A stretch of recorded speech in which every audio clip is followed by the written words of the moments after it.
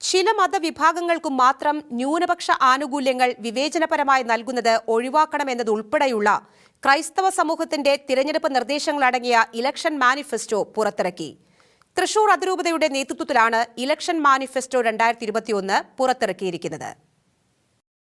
തൃശൂർ അതിരൂപത അധ്യക്ഷൻ arch bishop Mar Andrews താഴത്തിന്റെ നേതൃത്വത്തിൽ തയ്യാറാക്കിയതാണ് 50ഓളം നിർദ്ദേശങ്ങളടങ്ങിയ മാനിഫെസ്റ്റോ. തെരഞ്ഞെടുപ്പ് അടുത്തിരിക്കെ തെരഞ്ഞെടുപ്പ് പ്രഖ്യാപനത്തിൽ ഇക്കാര്യങ്ങൾ കൂടി ഉൾപ്പെടുത്തണമെന്ന ക്രൈസ്തവ സമൂഹത്തിന്റെ അഭ്യർത്ഥനയായാണ് മാനിഫെസ്റ്റോ. മതേതരത്വം, വിദ്യാഭ്യാസം, ന്യൂനപക്ഷ സംരക്ഷണം, സംവരണ നയം, സാമ്പത്തിക നയം, ആരോഗ്യപരിപാലനം, മദ്യനയം, കാർഷിക മേഖല, ദലിത് ക്രൈസ്തവരുടെ പ്രശ്നങ്ങൾ തുടങ്ങിയ വിഷയങ്ങളിലൂന്നിയാണ് നിർദ്ദേശങ്ങൾ സമർപ്പിച്ചിരിക്കുന്നത്. വർഗീയതയുടെ അതിപ്രസരം ഒഴിവാക്കണമെന്നും തീവ്രവാദ സ്വഭാവമുള്ള പ്രസ്ഥാനങ്ങൾക്ക് നമ്മുടെ നാട് താവളമാക്കുന്ന അപകടം ഇല്ലാതാകണമെന്നും മാനിഫെസ്റ്റോ നിർദ്ദേശിക്കുന്നു. വിദ്യാഭ്യാസ രംഗത്ത് ഒട്ടേറെ സംഭാവനകൾ നൽകിയ ക്രൈസ്തവ സമൂഹത്തെ തീർത്തും അവഗണിക്കുകയാണെന്നും ഉന്നത വിദ്യാഭ്യാസ രംഗത്തുൾപ്പെടെ ക്രൈസ്തവ സമൂഹത്തിന് അർഹമായ പരിഗണന നൽകണമെന്നും മാനിഫെസ്റ്റോയിൽ വ്യക്തമാക്കുന്നു. അധ്യാപകരുടെ നിയമനത്തിൽ കാലതാമസവും അനിശ്ചിതത്വവും അവസാനിപ്പിക്കണം. ഭരണഘടന ഉറപ്പു നൽകുന്ന ന്യൂനപക്ഷാവകാശങ്ങൾ ചില മതങ്ങൾക്ക് മാത്രം പരിമിതപ്പെടുത്തുന്നത് വിവേചനപരമാണ്. ക്രൈസ്തവ സാന്നിധ്യം കുറഞ്ഞ പ്രദേശങ്ങളിൽ അർഹതയുണ്ടായിട്ടും പാവപ്പെട്ട ക്രൈസ്തവർ BPL, AAY റേഷൻ കാർഡുകളിൽ നിന്ന് ഒഴിവാക്കപ്പെടുകയാണ്.